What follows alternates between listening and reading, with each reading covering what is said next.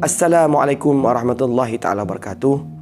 Bertemu lagi kita kali ini dalam mata pelajaran pendidikan Islam tahun 5 bidang ibadah, unit yang pertama iaitu tayammum, bahagian yang pertama. Ya, untuk bab ini ustaz terpaksa membagikan kepada dua bahagian, bahagian pertama dan bahagian kedua, kerana tayammum memerlukan penerangan yang jelas dan teliti dan praktikal yang perlu kita lakukan. Jadi ustaz bagikan kepada dua bahagian, ya. Baik. Untuk itu, tengok muka surat 102. Semua orang buka buku teks muka surat 102. Ya. Baik, sebelum itu ingin ustaz maklumkan bahawa bersiap sedia untuk soalan kuis akhir pada video ini. Ada soalan kuis mungkin akan disemak oleh guru-guru masing-masing. Baik. Ustaz minta maaf suara agak ni kerana batuk sedikit, ya. Okey, tak apa. Tumpukkan perhatian kita kepada muka surat 102. Baik, apa yang kamu nampak daripada muka surat 102 ini? Ya. Agak-agak di mana? Sudah pastilah suasana ini berlaku di satu hospital mungkin, ya. Di satu bilik iaitu ward hospital lah. Ya, Di hospital ni banyak, kadang-kadang ada satu bilik tu ada 10 katil, 20 katil, ya. Ada satu tempat yang ada 5 katil, ada satu tempat yang ada 2 katil. Ini tak silap ustaz dah ada 2 katil, ya. Ini ward yang agak special lah. Okey, 4 katil ustaz bertentang. Okey, baik. Apa yang kamu nampak? Ya. Kita nampak ada seorang murid sedang duduk di atas katil, kaki berbalut. Dan bersamanya adalah 3 orang rakan-rakan dan seorang lelaki yang dewasa. Sudah pastilah ustaz saya ini mesti ustaz dia lah, ya. Bukan ayah dia, bukan ibu dia. Ibu bukanlah kan, ya, bukan ayah dia. Okey. Baik, apa yang dibicarakan? Mari kita tengok, ya. Kita tengok dulu yang pertama. Okey, murid ni. Tak silap ustaz, murid ni namanya Nizam. Okey, Nizam kata apa? Ustaz, kaki saya berbalut. Bagaimana cara saya mahu berwuduk nanti? Lihat. Nizam ni, dia duduk atas katil, kaki dia berbalut. Dia tanya pada ustaz dia, ustaz, macam mana dia nak berwuduk, kaki dia berbalut? Okey, baik. Kita tengok pula ustaz jawab apa. Tengok yang kedua. Ustaz bahasakan, Nizam, dalam keadaan tertentu Islam mengharuskan kita bertayammum. Sebut tayammum, bukan tayamum. Dia ada tayammum. Mim yang tengah tu, mim yang tengah ni ada bersabdu tayammum. Maksudnya apabila Nizam rasa macam mana dia nak berwuduk sedangkan kakinya berbalut? Kakinya adalah anggota wuduk. Jadi macam mana nak basuh dengan air? Maka ustaznya menerangkan ada ketika Islam mengharuskan kita bertayamum. Apa dia tayamum tu? Cuba tengok. Ya. Okey. Tengok apa dijawab oleh rakannya yang ketiga. Rakannya, ya. Tayamum. Saya tahu. Maksudnya rakan ni rasa dia tahu. Guna pasirkan, ustaz. Dia kata tayamum tu gunakan pasir. Betul tak jawapannya? Kita tengok pula rakan yang ketiga ni menjampuk. Tengok, Aizah, kita gunakan debu tanah yang suci, bukan pasir. Rakan ni beritahu kepada Aizah. Aizah kata, ya, bertayamum dengan pasir. Rakannya beritahu bukan dengan pasir, tetapi dengan debu tanah yang suci. Itu jawapannya. Maksudnya tayamum ni berhubung kait dengan tanah. Tanah tu macam mana? Tanah tu mestilah yang suci, bersih. Bukan tanah sebarangan, debu tanah yang sebarangan. Okey, baik, kita tengok. Jadi dalam gambar ni, apa yang kamu boleh dapat? Apa yang kamu faham? Ya? Yang pertama memang dibicarakan tentang tayamum, tajuk kita. Di antara sebabnya mengharuskan kerana rakan kita Nizam ni sakit. Tapi ada 2 perkara yang menarik di sini yang ustaz nak bagi tahu kamu. Yang pertama, bagaimana sifat Nizam. Kamu kena ada sifat ni. Apabila kakinya sakit, berbalut, dia risau. Risau apa? Risau bagaimana nak mengambil wuduk. Kenapa dia nak ambil wuduk? Kerana dia nak menunaikan solat. Sifat Nizam ni sangat baik. Sebab bila dia sakit, dia berfikir macam mana dia nak beribadah pada Allah. Yang selalu kita jumpa, kalau demam tak nak solat, kalau sakit sikit kaki tak nak solat. Betul tak? Ya. Kena jadi macam Nizam. Kerana walaupun dia sakit, dia berfikir macam mana dia nak menunaikan tanggungjawabnya sebagai seorang hamba kepada Allah Ta'ala. Itu yang pertama. Yang kedua, bagaimana menziarahi orang sakit. Ada adab-adabnya. Dan yang paling best sekali, apa janji Allah kepada orang yang menziarahi orang sakit. Riwayat Muslim. Tengok kitab Sahih Muslim. Kitab-kitab hadis ni, Ustaz tunjuk kepada kamu, dikumpulkan dalam satu kitab. Banyak kitab Imam Bukhari, Sahih Bukhari, Sahih Muslim, banyak lagi Sahih. Di antaranya yang kita nak baca hadis ni adalah daripada Sahih Muslim. Tengok buku dia, berapa jilid, banyak. Apa yang disebut oleh maksud daripada hadis Nabi itu, sesiapa yang menziarahi orang sakit, dia berada dalam kebun syurga hingga dia pulang. Maksudnya kita ziarah orang sakit, kita berada dalam kebun syurga. Maksudnya dijanjikan syurga lah kepada kita, sehinggalah kita pulang daripada menziarahi orang sakit tu. Subhanallah, hebat kan ganjaran Allah bagi kepada orang yang menziarahi orang sakit. Kita terus kepada muka surat yang ke-103. Maksudnya muka surat kedua daripada tajuk ni. Baik. Di sini dijelaskan secara langsung apa yang dimaksudkan dengan tayamum. Okey, sedia ya? Okey, kita tengok. Pengertian tayamum. Tayamum bermaksud apa dia? Menyapu debu tanah. Debu tanah macam mana? Yang suci. Ke mana? Ke muka serta kedua tangan hingga ke siku dengan niat dan syarat-syarat tertentu. Mari kita tengok betul-betul pengertian tayamum. Okey. Tayamum bermaksud menyapu debu tanah.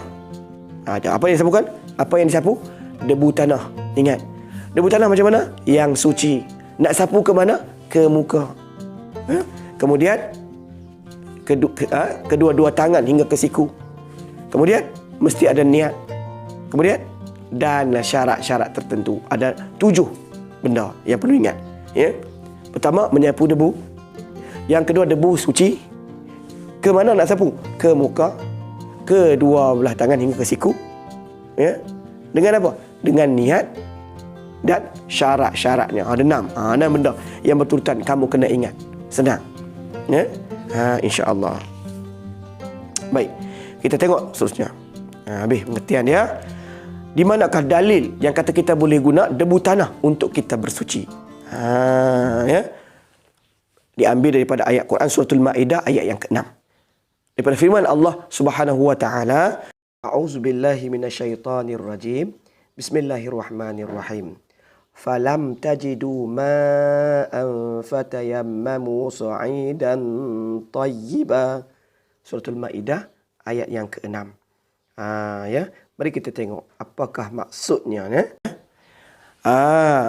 Sedangkan kamu tidak memperolehi air. Tak ada air tu syarat atau sebab kenapa nak bertayamum ni. Maka hendaklah kamu bertayamum dengan tanah yakni debu yang bersih. Surah Al-Maidah ayat yang ke-6. Ini maksudnya. Maksudnya inilah dalil yang membolehkan kita bersuci, bertayamum dengan menggunakan debu tanah. Baik, seterusnya kita tengok muka surat 104. Rukun tayamum. Okey, baik. Okey. Baik, sebelum Ustaz menjelaskan dengan lebih lanjut pada kamu, Ustaz nak kamu beza apakah wuduk dan apakah tayamum. Wuduk menggunakan air, tayamum menggunakan debu tanah. Tapi apa sebab tayamum dan wuduk? Tayamum dan wuduk adalah untuk mengangkat hadas kecil.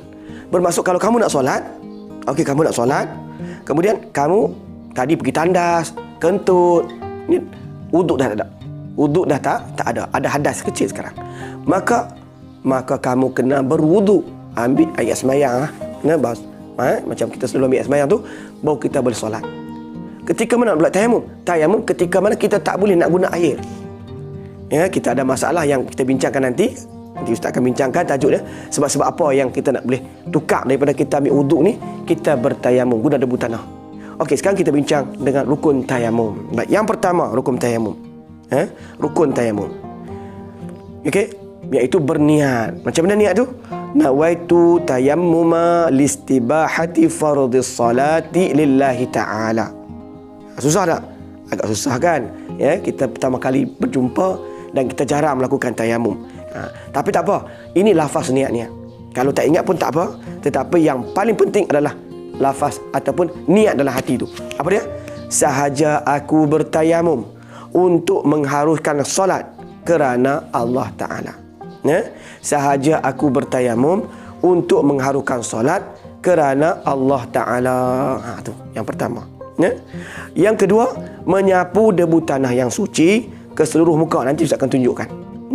Dalam bahagian kedua, kita akan buat praktikal macam mana cara kita nak menyapu muka. Okey, baik. Kemudian yang ketiga, menyapu debu tanah yang suci pada kedua belah tangan hingga ke siku. Dan yang keempat, tertib. Tertib ni apa? Ikut urutan. Niat dulu, sapu muka, sapu tangan. Kalau tak tertib macam mana?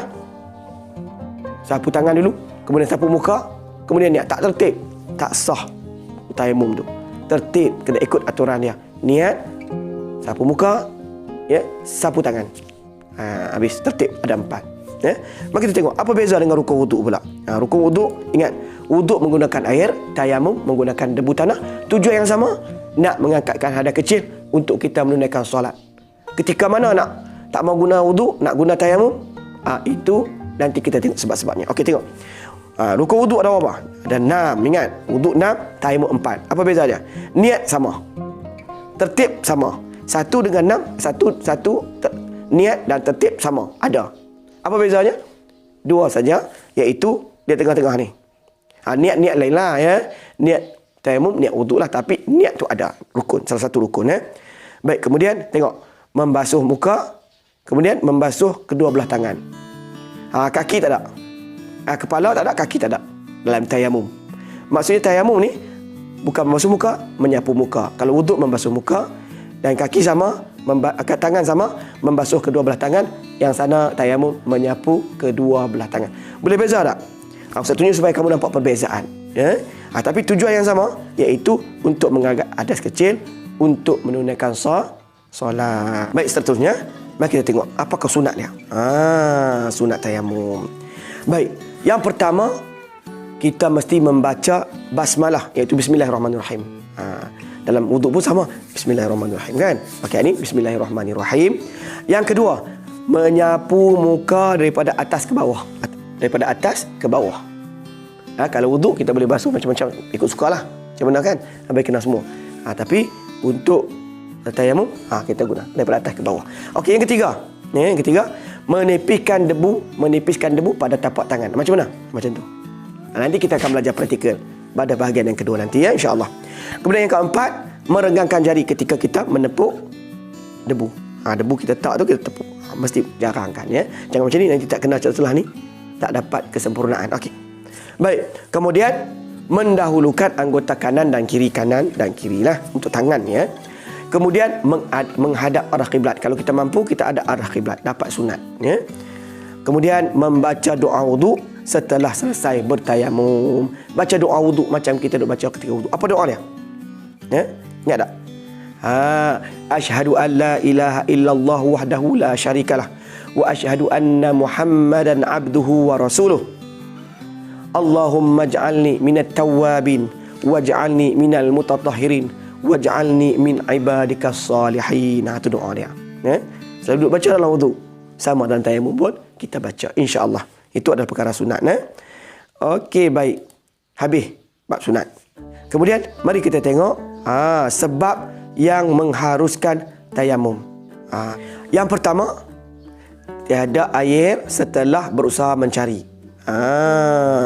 Maksudnya kita dah cari dah, tak ada air. Kita cari tak jumpa. Tapi jarang berlaku di Malaysia. Sebab kita ada air yang cukup lah. Kalau musim kemarau pun ada juga air untuk kita mengambil wudu. Ya. Kalau ada sebab-sebab tertentu lagi, ya. Baik. Ini biasanya berlaku di hutan. Kita jalan dalam hutan bersama dengan kawan-kawan mengembara lah, naik bukit ke apa ke. Nak solat, air tak ada. Ya. Cari sekitar kita tak ada. Nak cari jauh-jauh bahaya pula. Ya. Maka kita boleh bertayamum. Okey, baik. Kita Kita tengok balik yang kedua, sebab yang kedua. Sebab yang kedua, ada air tetapi hanya mencukupi untuk keperluan diri dan ternakan. Ada air tapi untuk kita minum dan juga untuk haiwan ternakan kita. Contoh macam mengemara tadilah. Ada air untuk kita tapi air botol kita, tapi kita nak minum, ya. Jadi cukup-cukup untuk keperluan kita.